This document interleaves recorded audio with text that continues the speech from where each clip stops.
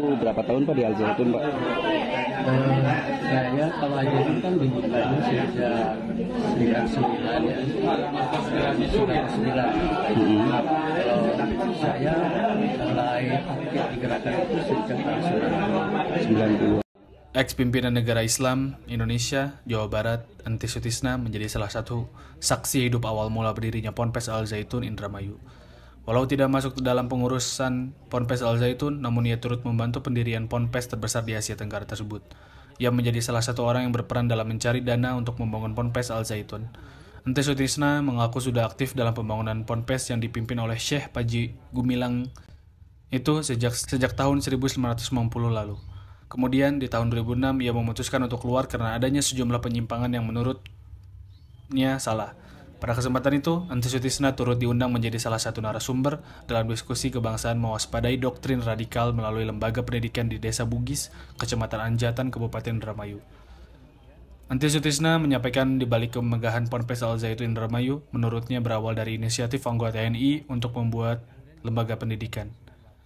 Setelah mendapat lahan yang luas, Ponpes Al Zaitun Indramayu pun mulai dilakukan pembangunan pada tahun 1998. Selanjutnya, pada tahun 1999, mulai diresmikan dan mulai menerima santri baru. Enti Sutisna mengatakan saat awal berdiri, kegiatan Ponpes Al Zaitun sebenarnya masih normal.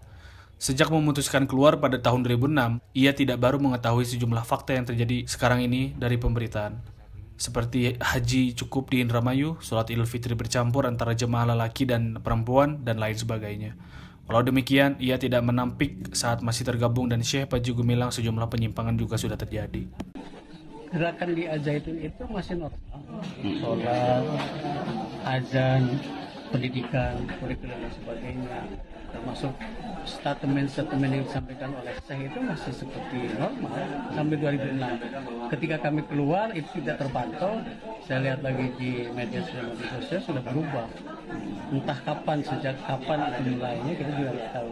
Tapi yang jelas sampai saya masih di sana itu tidak ada penyimpangan-penyimpangan dalam masalah statement yang dia sampaikan atau kegiatan atau amalia yang dia lakukan. Beda dengan yang terjadi sekarang. Kalau dulu ada gerakan makar tidak Pak? Gerakan apa? Makar. Justru makar itu dihindari karena konsepnya jangan konfrontatif dengan pemerintah, jangan bekerja sama dengan pemerintah. Gitu. Jadi tidak ada konsepnya begitu. Makanya bangunlah sebuah pendidikan, pusat pendidikan, perdamaian dan sebagainya. Cuman gerakan-gerakan yang di teritorial itulah yang dikondisikan, karena ada gerakan teritorial, ada gerakan di Mahat, beda itu, walaupun orangnya itu juga. Oh berarti dulu mah masih normal gitu ya? Sampai 2006 ya, ketika saya keluar 2006 masih normal. Bapak sendiri kenapa keluar Pak?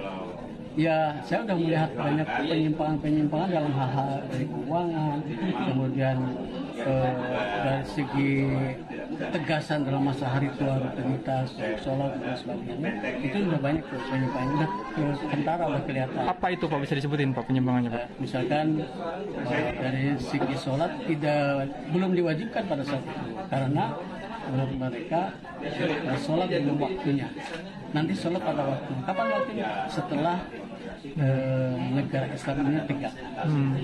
Selain itu apa lagi Pak? Ya sudah terjadi beda pandangan, beda pendapat, sehingga saya harus memutuskan.